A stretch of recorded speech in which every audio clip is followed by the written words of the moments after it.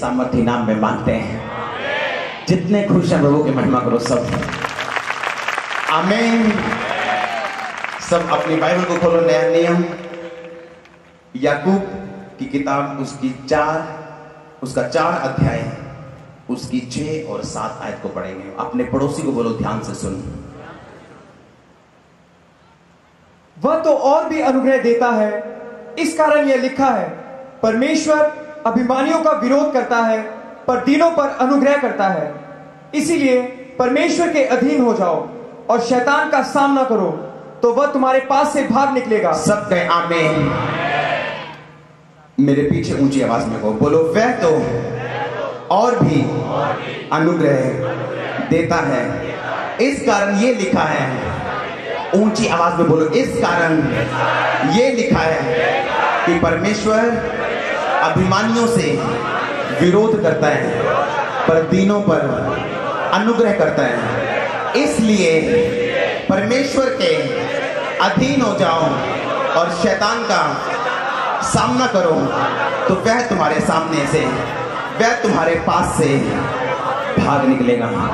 तो आमीन। हालेलुया।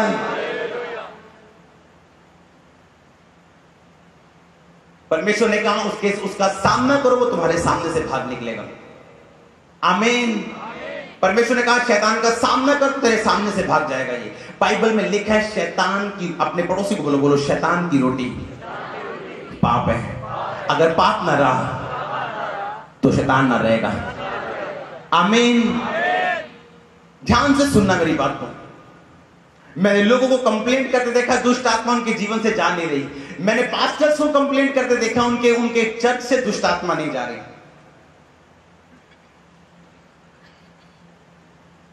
लूका 10 उसकी 17 से लेके 19 आयत तक पढ़ेंगे। वे 70 आनंद करते हुए लौटे और कहने लगे, हे प्रभु, तेरे नाम से दुष्ट आत्मा भी हमारे वश में है। उसने उनसे कहा, मैं शैतान को बिजली के समान स्वर्ग से गिरा हुआ देख रहा था। देखो, मैंने तुम्हें सांपों और बिच्छुओं को रौंदने का और शत्रु की सारी सामर्थ पर अधिकार दिया है, और किसी वस्तु से तुम्हें कुछ हानि ना होगी। तो आमीन। मेरी बात को ध्यान से समझ, मैं आपको कहना चाहता हूं, शैतान की रोटी क्या है? पाप। अगर पाप ना रहा तो शैतान नहीं रहेगा। आमीन। शैतान की रोटी जो है पाप है। शैतान कभी आप पे अटैक नहीं कर सकता अगर आपकी जिंदगी में पाप नहीं। लोग बोलते शैतान मुझ पे अटैक करता है। मैं लोगों से पूछता हूं, अच्छा अगर वो आप पे अटैक कर दो, आप क्या करते हैं?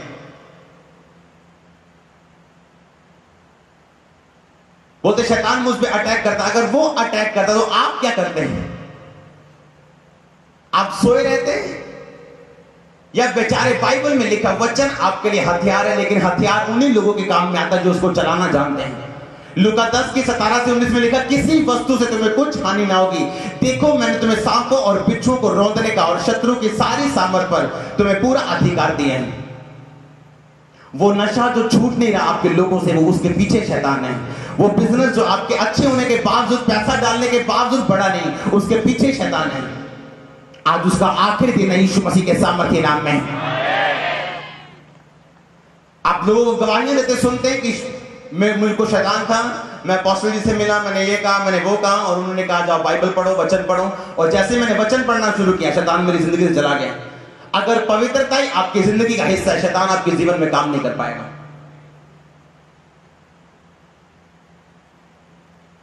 कौन सबको दिखता है? ये मेरी बाइबल दिख रही है सबको? ध्यान से देखो इसे। ये देखो, ये मेरी पहली बाइबल है मेरी लाइफ की। सबको दिख रहे हैं? मैं आपको गवाही देता हूं, रुक जाऊं, मैं आपको बताता हूं परमेश्वर ने मेरी जिंदगी में क्या किया। इसको ध्यान से देखना, मैं लाइट में रखता हूं इसे आप ध्यान से देखो।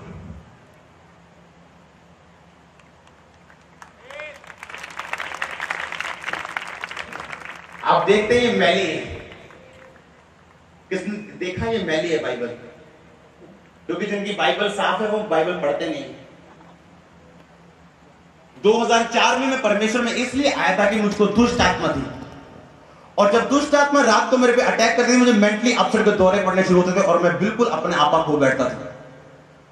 और प्रेयर करवाई, सब कुछ किया, और परमेश्वर की आत्मा, क्योंकि जब जो पास्टर्स की प्रेयर है वो मजबूर कर देती है शैतान को कि वो आपकी जिंदगी को ले नहीं पाता। और उसके बाद अगर आप उनकी बात को ध्यान से सुने तो परमेश्वर का आत्मा उसके बाद आपसे बात करना शुरू करता। अब मैं वचन पे आ रहा हूं, ध्यान से सुनना। आज जब मैं आ रहा था यहाँ पे, तो ये बाइबल मैंने अपनी वाइफ को गिफ्ट दे दी है। तो जब मैंने उसकी देखी, मैंने कहा आज मुझे दो, मैंने लेके जानी है चर्च में। जब शैतान मुझ पे, आप जिन पेजों को देखेंगे यहाँ पे, जितने पेज ज्यादा गंदे हैं, इन पे सिर रख रख के मैं रोया हूं परमेश्वर के सामने, जितने पेज आपको गंदे नजर आएंगे। क्योंकि जैसे ही शैतान ने मुझ पे अटैक करना, मैंने प्रेयर करवानी, उसके बाद शैतान ने अटैक करना, परमेश्वर की आत्मा ने मुझे बोलना बाइबल को खोल और वचन पढ़ना शुरू कर। रात को 9 बजे मैंने सिर पे तेल लगाना, परमेश्वर का लहू बना के, परमेश्वर आपका लहू में छुपाता हूं, और तेल लगा के अपने टेरेस पे जाके 6 घंटे मैंने ये बाइबल पढ़ी, 6 घंटे रोज बिना नागा। और जहां कहीं लिखा होता था कि परमेश्वर कह रहे हैं कि मैं शैतान की सारी ताकत पर मुझे अधिकार दिया है, मेरा सिर वहां बाइबल में लगना और मैंने 3-3 घंटे रोते रहना परमेश्वर के सामने। अगर परमेश्वर लिखा है तो मेरी जिंदगी में पूरा होना चाहिए। बाइबल में लिखा जब तू शैतान का सामना करेगा और लड़ेगा, लिखा वो तेरे सामने से भाग जाएगा। लिखा परमेश्वर के जब तू अधीन देगा। सबसे बड़ी बात, शैतान मेरी जिंदगी में इसलिए गया, मेरी जिंदगी में वो काम नहीं कर पाया। पहली बात, मैं परमेश्वर के अधीन था और परमेश्वर के सेवकों के अधीन था। आप जब भी मुझसे मिलेंगे, चाहे वो सेवक मेरी खिलाफत करता हो, आप कभी मुझे सेवकों की खिलाफत करता नहीं पाएंगे। क्योंकि बाइबल में लिखा अगर आपको शैतान को हराना है तो पहली बात आप परमेश्वर और परमेश्वर के लोगों की आपके जीवन में अधीन की होनी चाहिए। और दूसरी बात बाइबल में लिखा फिर शैतान का सामना कर, वो तेरे सामने चला जाएगा। अगर आप अधीनगी नहीं कर सकते, शैतान भी आपकी अधीनगी नहीं कर सकता। अगर आप किसी की बात सुन नहीं सकते और समझ नहीं सकते, शैतान भी आपकी बात सुन और समझ नहीं सकता। कितनों को समझ आ रही मेरी बात है? जब ये वचन में पढ़ता था, जब शैतान मुझ पे अटैक करता है, मैं लोगों को पूछता हूं जब वो आप पे अटैक करता है तो आप क्या करते हैं? जब शैतान ने आप पे अटैक किया, आपने क्या किया?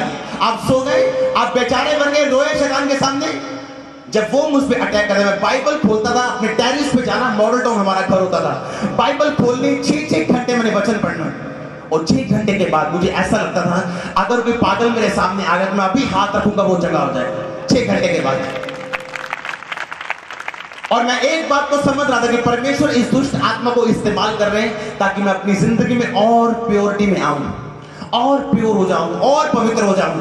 इसीलिए परमेश्वर जानबूझकर उस दुष्ट आत्मा को मेरे पीछे करते हुए, रात को जब अटैक खत्म होता था मुझे लगता था कि मुझे दुष्ट आत्मा है ही नहीं। और फिर से जब अगला दिन होता था, परमेश्वर ने फिर से मुझे छूना, शैतान को बोलना इसे छू, और फिर से मुझे बाइबल की ओर कर देना। और इस रीति से परमेश्वर ने मुझे बाइबल पढ़नी सिखा दी, रोज 6 घंटे। परमेश्वर ने दुष्ट आत्मा को इस्तेमाल किया कि मैं परमेश्वर के करीब जा सकूं। लेकिन मैंने दुष्ट आत्मा की कभी प्रेज नहीं की, कभी प्रशंसा नहीं की। ओ ये कभी नहीं जा रहा, ये जा नहीं रहा, और बहुत बड़ा है, और पति मेरी बुआ ने भेजा है, मेरी चाची ने भेजा है, जादू कर दिया, टूना कर दिया, बहुत बड़ा शैतान है, 20 साल तो मेरे पीछे है। शैतान ने कहा हवा ये फल देख, ये खाने में कितना अच्छा है और देखने में कितना अच्छा है। क्या लिखा है बाइबल में? उत्पत्ति की पुस्तक उसका 3 अध्याय, उसकी 1 से लेके 6 आयत तक। यहोवा परमेश्वर ने जितने बनाने पशुओं बनाए थे उन सब में सर्प धूर्त था। सर्प सबसे चालाक था, सांप सबसे चालाक था। आगे उसने स्त्री से कहा, क्या सच है कि परमेश्वर ने कहा तुम इस वाटिका के किसी वृक्ष का फल न खाना? स्त्री ने सर्प से कहा, इस वाटिका के वृक्षों के फल हम खा सकते हैं, पर जो वृक्ष वाटिका के बीच में है उसके फल के विषय में परमेश्वर ने कहा है कि ना तो तुम उसको खाना और ना उसको छूना, नहीं तो मर जाओगे। तब सर्प ने स्त्री से कहा, तुम निश्चय ना मरोगे, वरन परमेश्वर आप जानता है कि जिस दिन तुम उसका फल खाओगे उसी दिन तुम्हारी आंखें खुल जाएंगी और तुम भले बुरे का ज्ञान पाकर परमेश्वर के तुल्य हो जाओगे। और जब स्त्री ने देखा कि उस वृक्ष का फल खाने के लिए अच्छा और देखने में मनभाऊ और बुद्धि देने के लिए चाहने योग्य है। रुको, बाइबल में क्या लिखा? परमेश्वर ने वो फल खाने के लिए मना किया था कि नहीं? परमेश्वर ने कहा था कि सब फल खाना, लेकिन ये फल ना खाना। और बाइबल में लिखा है शैतान उसके पास आके बोलता है नहीं नहीं नहीं नहीं नहीं, परमेश्वर ने तुझसे झूठ बोला है। परमेश्वर जानता है कि जिस दिन तू ये फल खाएगी तू परमेश्वर के समान हो जाएगी। जबकि हवा ये बात भूल बैठी कि वो पहले से परमेश्वर के समान है, क्योंकि परमेश्वर ने उसे अपनी समानता में बनाया। आमीन। उसने कहा जिस दिन तू फल खाएगी उस दिन तेरी आंखें खुल जाएंगी, तो प्रभु के तुल्य हो जाएगी। और हवा ये बात भूल बैठी कि वो पहले से ही परमेश्वर ने उसे अपनी समानता में बनाया। पहले से परमेश्वर ने आदम को अपने जैसा बनाया और हवा को उसकी पसली के बीच से निकाला।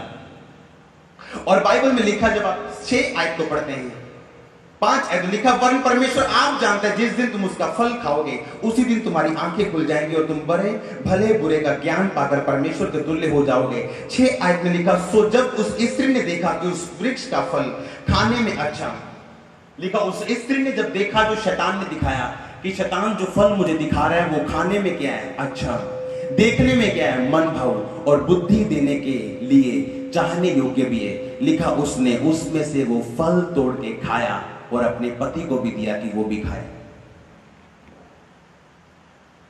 बाइबल में क्या लिखा है? शैतान एक झूठ है वरन झूठ का पिता है। कितने ने पढ़ा ये बात? बाइबल में लिखा है शैतान झूठ है, लेकिन यहां बाइबल क्या कहती है? जब शैतान ने वो फल दिखाया, उसने कहा कि देख ये फल कितना अच्छा है, तो हवा को क्या लगा वो फल अच्छा या बुरा? इसका मतलब शैतान सच बोल रहा था। जबकि बाइबल क्या कहती है? वो सबसे झूठ है वरन झूठ का पिता है। मेरी बात को ध्यान से समझना। मोस्टली लोग शैतान को इसलिए नहीं समझ पाते हैं क्योंकि शैतान जब आपसे बात करता है वो इस बात का सबूत देता है कि वो जो कह रहा है वो सही है।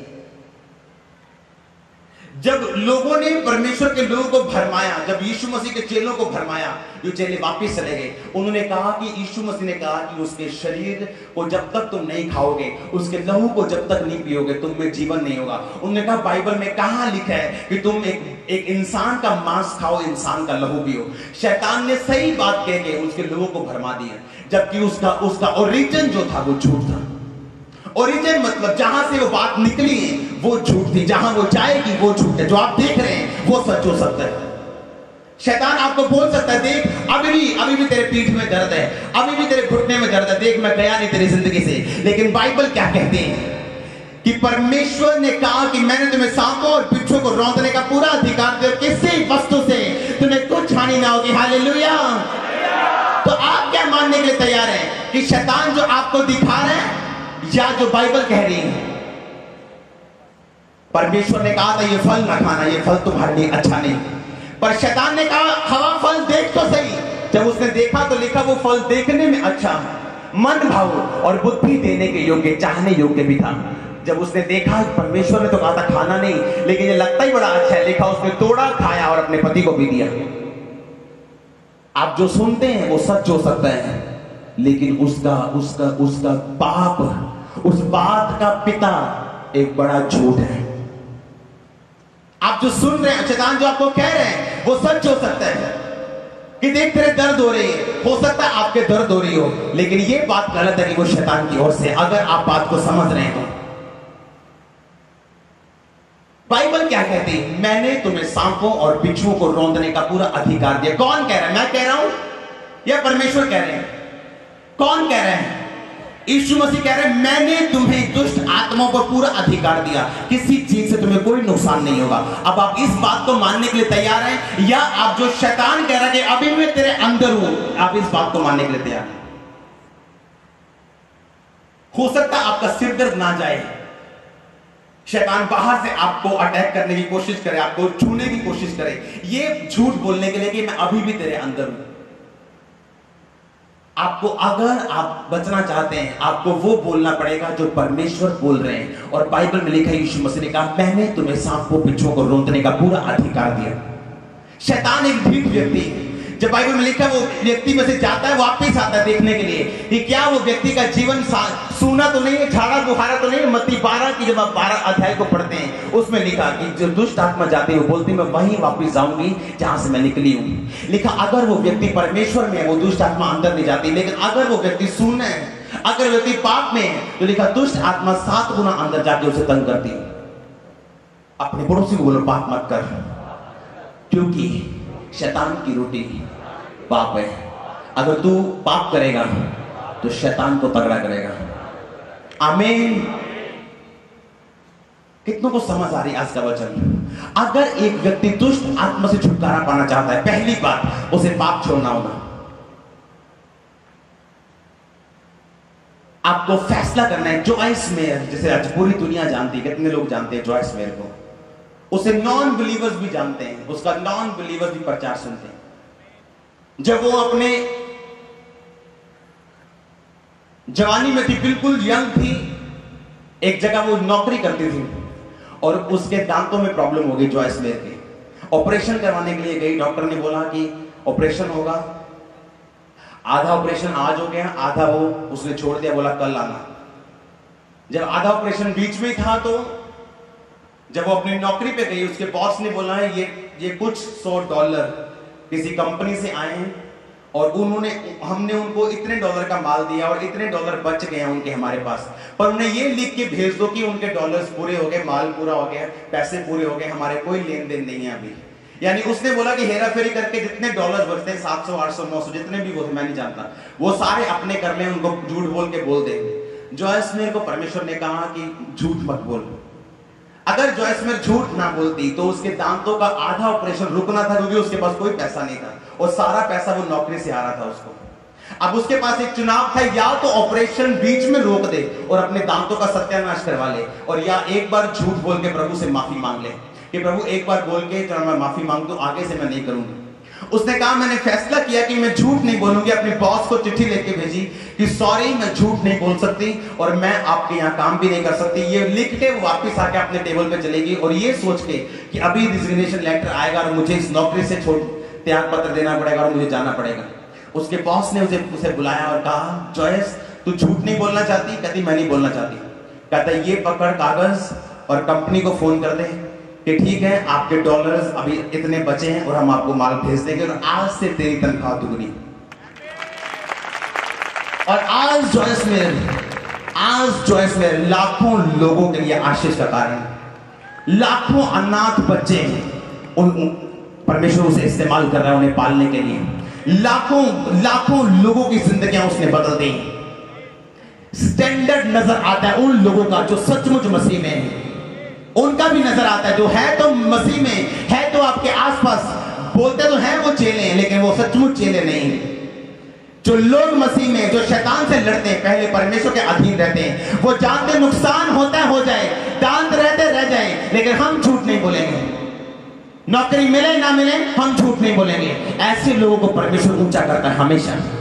लेकिन कुछ मूर्ख ऐसे भी हैं जो दिन में 10 बार झूठ बोलते हैं और उन्हें लगता है वो माफी मांगेंगे और परमेश्वर माफ कर देगा। वो माफ कर देगा, लेकिन रिजल्ट झूठ का जो आपकी जिंदगी में है वो उसे आपको सहना पड़ेगा। जॉयस मेयर, आज लोग उसे मिलना चाहते हैं, उसे टच करना चाहते हैं, आज लोग उसे देखते हैं ब्लेसिंग, दुनिया के लिए आशीष को, लेकिन एक समय था जब उसके बाद दांत लगवाने के लिए पैसे नहीं थे और नौकरी छोड़ दी इस बात के लिए कि दांत जाते जाएं, लेकिन मैं झूठ नहीं बोलूंगी। हर एक महान व्यक्ति जो आज आपको महान दिखता है, उसके सैक्रिफाइस, उसके बलिदान ऐसे थे कि आज वो महान है।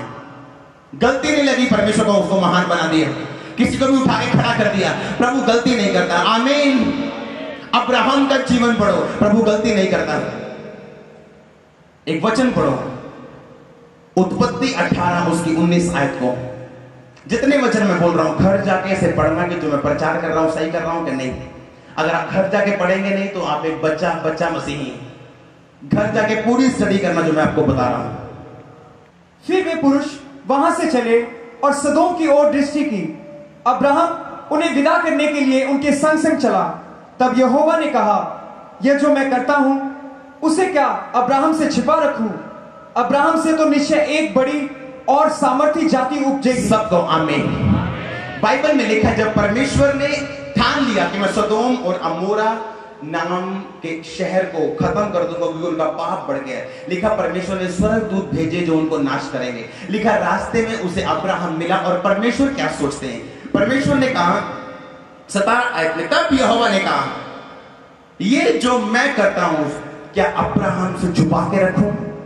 इब्राहिम से तो निश्चय एक जाति, बड़ी और सामर्थी जाति उपजेगी और पृथ्वी की सारी जातियां उसके द्वारा आशीष पाएंगी। बाइबल में लिखा जब परमेश्वर एक देश को नाश कर रहे थे, परमेश्वर ने कहा जो मैं कर रहा हूं क्या अब्राहम से छुपा के रखूं? ऐसा रिश्ता था अब्राहम का परमेश्वर के साथ कि अब्राहम को बताने के से बिना, उसको बताए बिना परमेश्वर उन देशों को नाश नहीं करना चाहते थे। लेकिन क्यों? अब्राहम ने खास रिश्वत नहीं दी थी परमेश्वर को। कोई व्यक्ति प्रभु को प्रसन्न नहीं कर सकता अगर वो पवित्रता में ना हो और प्रेयर में ना हो और एक शुद्ध मन वाला व्यक्ति ना हो। 19 आयत को अगर आप पढ़े ध्यान से आपको समझ आ जाएगी परमेश्वर किस दिल का परमेश्वर है। 19 आयत में लिखा, क्योंकि मैं जानता हूं कि वह अपने पुत्रों और परिवारों को जो उसके पीछे रह जाएंगे आज्ञा देगा कि वे यहोवा के मार्ग में अटल बने रहें और धर्म और न्याय करते रहें, इसलिए कि जो कुछ यहोवा ने अब्राहम के विषय में कहा है उसे पूरा करे। सबको आमीन। बाइबल में लिखा अब्राहम इतना ज्यादा परमेश्वर की जलन से भरा हुआ इंसान था कि परमेश्वर को यही यकीन था कि जब अब्राहम मरेगा इसका घराना मेरा पीछा करेगा। अब्राहम ने अपने घराने को इतना ट्रेंड कर दिया था, इतना डिसिप्लिन कर दिया था। आज मैं ऐसे माओ को देखता हूं जिन्हें पता है कि उनकी बेटी व्यभिचार में है, वो कभी भी उनको डांटेगी नहीं, ये कह के जवान है, कदे पाच ना जाए, कदे गलती ना कर जाए। मैंने लोगों को देखा, ऐसे लोगों को, और मुझे उनका रिजल्ट पता था कि जिस लड़की को आज तू ये सोच के नहीं डांट रही तुझे तंग ना करे, सारी उम्र तू तंग होगी इससे, सारी उम्र मैं जानता हूं। और मैं देखता हूं लोगों को सारी उम्र रोते हुए। क्यों? अब्राहम लिखा वो इतना जलन से भरा हुआ इंसान था, कहता परमेश्वर का अगर ये मर गया अपने पीछे घराने को ये कमांड देके जाएगा, अगर मेरी प्रॉपर्टी चाहिए मेरे बच्चों तो तुम्हें परमेश्वर के पीछे चलना पड़ेगा, नहीं तो भाग जाओ यहां से, ठेंगा भी नहीं मिलेगा तुम्हें। अगर तुम्हें मेरा अधिकार चाहिए तो तुम्हें मेरा परमेश्वर अपने संग रखना पड़ेगा। अब्राहम इस तरह का इंसान था, अपने घराने को डिसिप्लिन में रखने वाला इंसान। ये कौन सा परमेश्वर का प्रेम और जलन है आपके अंदर कि आपका बेटा आपकी बेटी व्यभिचार में है और आपका मुंह बंद है? ये कौन सा प्रेम है आपके अंदर परमेश्वर का? शैतान का सामना कर, लिखा वो तेरे सामने से भाग जाएगा।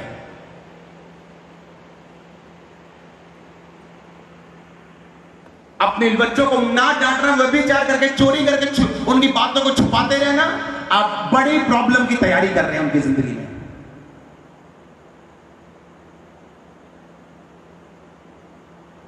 लिखा वो ऐसा इंसान था, कहता है परमेश्वर ने कहा अगर ये मरा तो पीछे अपने बच्चों को आज्ञा देके जाएगा कि मेरे हुक्मों, परमेश्वर के हुक्मों पे चलते रहना और परमेश्वर के वाचा को, परमेश्वर की बातों को छोड़ना मत।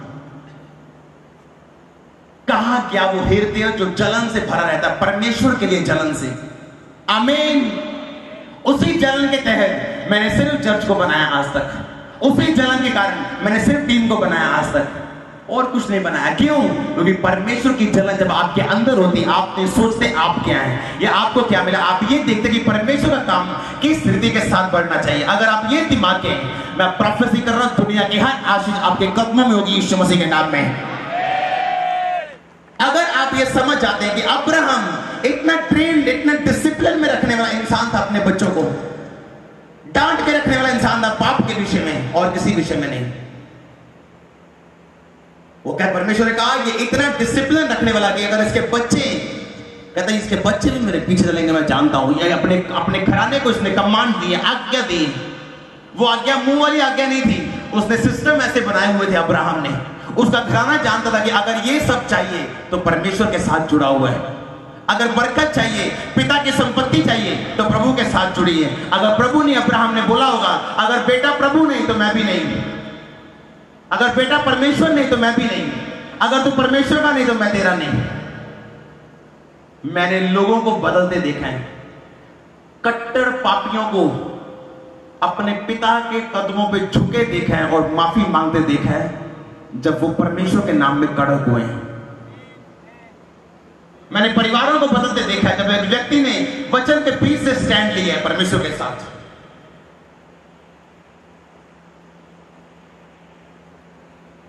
हालेलुया। लिखा शैतान का सामना कर। कैसे? पाप का सामना कर। जो शैतान कह रहा है उस पे आंखें मत लगा। जो शैतान आपको कह रहा है, लोगों के बीच से याद रखो शैतान काम करता है। हो सकता है जो लोग आपको कारण दे रहे हैं कि ये देख, मैंने जो बोला था ना, ये देख सही है, हो सकता है वो सच हो, लेकिन उस बात का बाप और उसका बात का बेटा दोनों झूठ हैं। कितनों को समझ आ रही है? हो सकता लोगों ने परमेश्वर को बोला परमेश्वर का मांस खाना, उसका लहू पीना, देख बाइबल में पाप है। अरे सचमुच पाप है, सचमुच एक व्यक्ति सही बोल रहा है, चल हम यीशु मसीह से दूर चलते हैं। उस बात का बाप और उस बात का बेटा दोनों झूठ थे, क्योंकि यीशु मसीह अपना बदन तुड़वाने के लिए, अपनी मौत करवाने के लिए धरती पे आए ताकि वो जी उठे। अगर बात समझ में नहीं आई इसका मतलब ये नहीं परमेश्वर की ओर से वो नहीं है। अगर वो बाइबल में नहीं लिखी इसका मतलब ये नहीं कि वो परमेश्वर की ओर से नहीं है। कहां लिखा है बाइबल में कि तंबाकू ना खाओ? कहां लिखा है? कहां लिखा है तंबाकू ना खाओ? कहीं भी नहीं लिखा। तंबाकू खाना सही है कि गलत? आपका दिल बताएगा तंबाकू खाना पाप है। कहां लिखा है बाइबल में कि सिगरेट ना पियो? सिगरेट का नाम ही नहीं है बाइबल में। आपका दिल जानता है सिगरेट पीना पाप है। एक व्यक्ति जो परमेश्वर के साथ जुड़ा हुआ है वो जानता है कि ये पाप है। वो जानता है कि नहीं ये चीज सही नहीं है। वो जानता है कि नहीं ये चुगली है। वो जानता है नहीं मैं गिरा रहा हूं दूसरे व्यक्ति को। वो जानता है कि ये पाप है। ये उसका दिल, उसका कॉन्शियस जानता है ये पाप है। जब इंसान अपने कॉन्शियस, अपने विवेक की सुनता है, वो नहीं परवाह करता कि इस व्यक्ति ने उसके साथ धोखा किया है। अगर प्रभु कहे इसे ब्लेस कर तो वो ब्लेस करने के लिए तैयार है, चाहे वो कैसा भी, क्योंकि वो अपने विवेक को निर्बल नहीं करना चाहता। मोस्टली लोग क्यों नहीं छूटते हैं? जब शैतान मुझ पे अटैक करता था, होली स्पिरिट बोलता था बाइबल पढ़, और मैं अपने कानों में, अपने दिल में आवाज सुनता था बाइबल पढ़, बाइबल पढ़, बाइबल पढ़। क्योंकि मेरी बाइबल सिर्फ 10 मिनट की थी, रोज सिर्फ 10-15 मिनट बाइबल पढ़ता था मैं। लेकिन जब शैतान के अटैक खत्म नहीं हुए, प्रेयर करवा के देख ली, सब कुछ करवा के देख लिया, तो जब मैंने समझ गया कि परमेश्वर के दास मेरे लिए प्रेयर कर रहे हैं और मैं जानता हूं कि परमेश्वर मुझसे बात कर रहे, जैसे ही परमेश्वर ने मुझसे बात की, कहा बाइबल पढ़। बाइबल पढ़ने के जब बाइबल पढ़ता गया, जब परमेश्वर का वचन मेरे हृदय में बसा, और मैं जानता था कि जब परमेश्वर का वचन आपके दिल दिमाग पे छाता है तो शैतान आप पे अटैक नहीं कर सकता। वो अटैक करे तो आप पे काम नहीं कर सकता। जिस बात के लिए उसने अटैक किया वो शर्मिंदा हुआ आपके घरों से यीशु मसीह के नाम में। कितनों को समझ आ रही मेरी बातें? आपको परमेश्वर आपका विवेक निर्बल नहीं होना चाहिए। आपके दिल को पता आप जो कर रहे हैं वो सही है या गलत है। अगर परमेश्वर कहे माफ कर तो आपको माफ करना चाहिए, चाहे लोग कुछ भी कहें या उस व्यक्ति ने आपके साथ कुछ भी किया हो, क्योंकि आपका विवेक, आपका दिल, आपका कॉन्शियस जो है अंदर, वो निर्बल नहीं होना चाहिए। वो निर्बल तब होता है जब आप परमेश्वर की आवाज नहीं सुन पाते। और बाइबल में लिखा है जहां कहीं परमेश्वर का आत्मा है वहां क्या है? ऊंची आवाज में बोलो स्वतंत्रता। ऊंची आवाज में बोलो आजादी।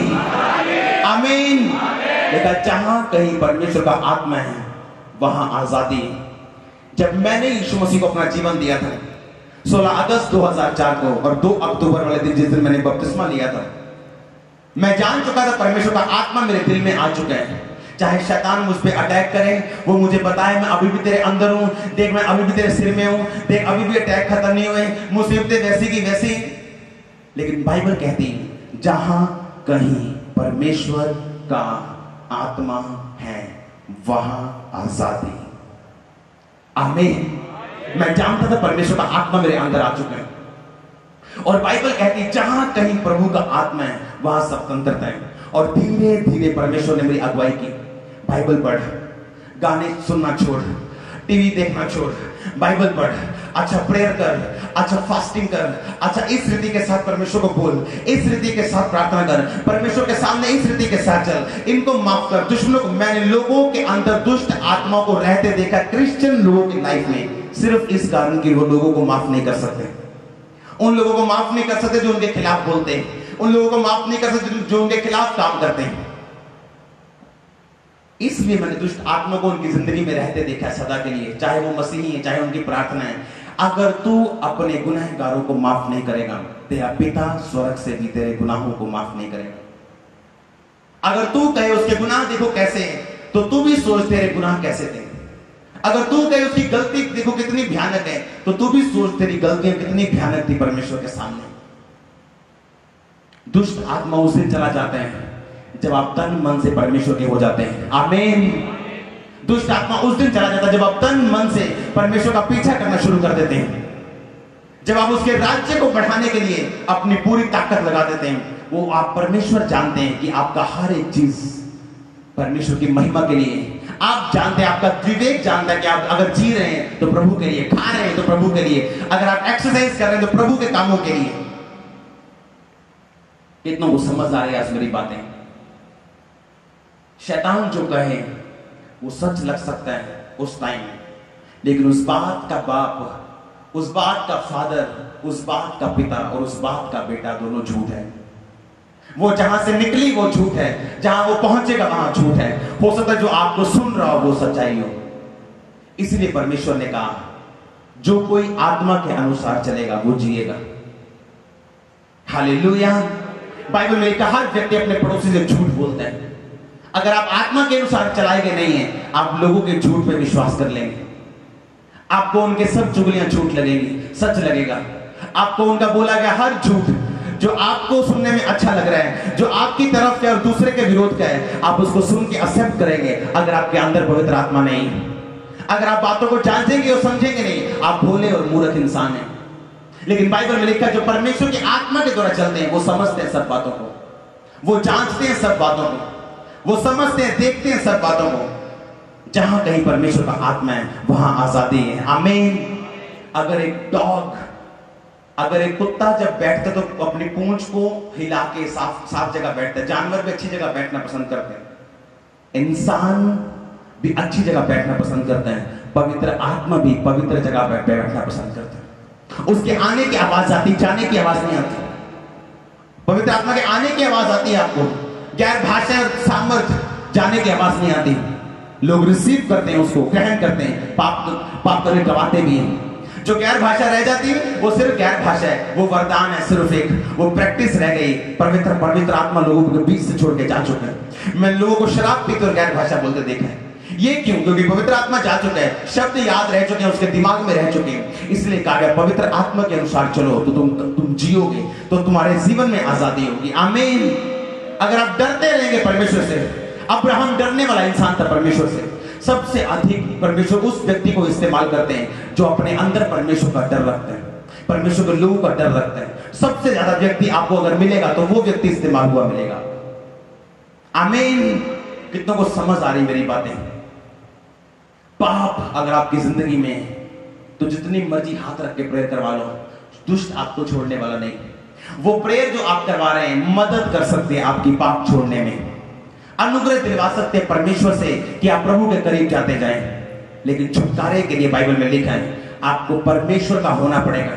अगर एक व्यक्ति तन मन से कबूल करके परमेश्वर में अपना जीवन तुझे देता हूं, अपने पूरे मन से मैं अपना जीवन तुझे देता हूं, अपने पापों को छोड़ता हूं, आपके लहू को एक्सेप्ट करता हूं कि मेरे लिए बहाया गया, लेकिन दुष्ट आत्मा उसकी जिंदगी में काम नहीं कर सकती। लेकिन ये सिर्फ शब्दों के द्वारा नहीं, आपकी जिंदगी के द्वारा होना चाहिए। आपकी जिंदगी पवित्रता और वचन पे खड़ी होनी चाहिए। आमीन। आप इस बाइबल को अगर देखेंगे बहुत सारे पेजेस इसमें येलो हैं। जब वचन पढ़ता था मैं जानता था कि यह सर्वशक्तिमान का वचन है, ये आम किताब नहीं है। जो वायदे मुझे तब बाइबल में 10 साल पहले लिखे दिखते थे और मैं सोचता ये मजाक है, ये मेरी जिंदगी में कभी नहीं हो सकता, ये मेरी जिंदगी में कभी नहीं हो सकता, ये बहुत मुश्किल बात है, असंभव बात है। आज 2014 में मेरी जिंदगी में कोई प्रेयर रिक्वेस्ट नहीं है। ये सबसे बड़ी गवाही है मेरी लाइफ की। मेरी लाइफ में कोई प्रेयर रिक्वेस्ट नहीं है। जब मैं परमेश्वर के सामने घंटों बैठता हूं, मेरी लाइफ में कोई प्रेयर रिक्वेस्ट नहीं है। कोई प्रार्थना नहीं है किसी चीज के लिए, सिर्फ एक कि परमेश्वर मैं आप में बढ़ना चाहता हूं, सिर्फ ये। आमीन। ये टाइम तब आता है जब आपके अंदर जलन होती है परमेश्वर के लिए। मैंने लोगों को परमेश्वर के लिए काम करते देखा। कहीं मीटिंग होनी तो सबसे ज्यादा टेंशन मुझे होनी साउंड की, कि साउंड अच्छा होना चाहिए, साउंड अच्छा होना चाहिए, और बाकी लड़के घूमते फिरते ऐश कर रहे, एंजॉय कर रहे हैं बंदगी को, और मेरे सिर पे हमेशा एक अजीब सा बोझ रहना। अपनी चर्च में मैंने देखते रहना कौन सी चीज कमी है, अभी चर्च के पास ये नहीं, चर्च के पास ये नहीं, और आप नहीं जानते मेरा बोना क्या था। मैंने परमेश्वर के काम को ऐसे नहीं किया कि ये पास्टर का काम है, मैंने ऐसे किया कि ये मेरा काम है, परमेश्वर का काम मेरा काम है। पर्सनली मैंने उसे लिया, अगर मैं नहीं करूंगा कोई नहीं करेगा। जितनी सिरदर्दी आप प्रभु के कामों की लेंगे उतनी सिरदर्दी आपकी खत्म होगी यीशु मसीह के नाम में। जितना आप परमेश्वर के काम को अपना समझ के करेंगे, आपकी अपनी खेती सींची जाएगी यीशु मसीह के नाम में। वही लोग, वही लड़के जो घूमते थे बंदगी में, उनको कोई पता नहीं साउंड कैसे लगे, उनको कोई पता नहीं दरिया कैसे बिछी, उनको कोई पता नहीं टिकटें कहां से आई है प्रभु के दास की, कोई पता नहीं वापस कैसे जाना है, पैसे कहां से आ रहे, कोई पता नहीं, सिर्फ ये पता है बस ही हा हा हू। आज 2 नौकरियां कर रहे हैं, नौकरियां 5-5, 6-6 हजार में, 10 साल हो गए उन्हें। नौकरी करना बुरी बात नहीं है 5 हजार में, लेकिन अगर आप 10 साल से वही 5 हजार में हैं, श्योरली आपकी जिंदगी में बड़े पाप हैं।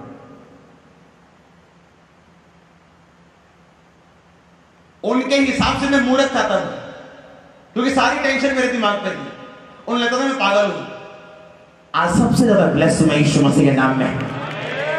आज जब वो लोग देखते हैं, आप यकीन नहीं करोगे, मैं उनका फोन नहीं उठा पाता हूं, और एक टाइम था जब मैं फोन कर रहा था वो उठाते नहीं थे। आज मैं फोन नहीं उठा पाता हूं और वो मुझे बेग करते हैं मेरा फोन उठाओ, मैं प्रॉब्लम में हूं।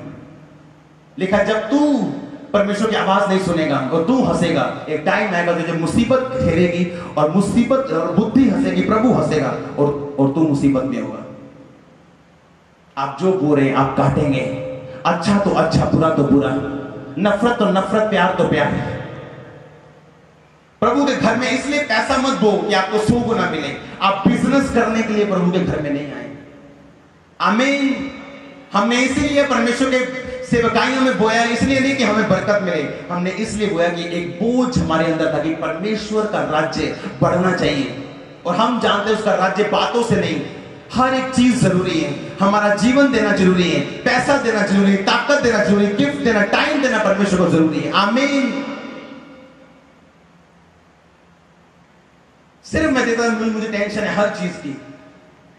और बाइबल में लिखा जब परमेश्वर ने दाऊद को देखा था, परमेश्वर ने कहा मुझे मेरे मन के अनुसार चलने वाला एक व्यक्ति मिल गया।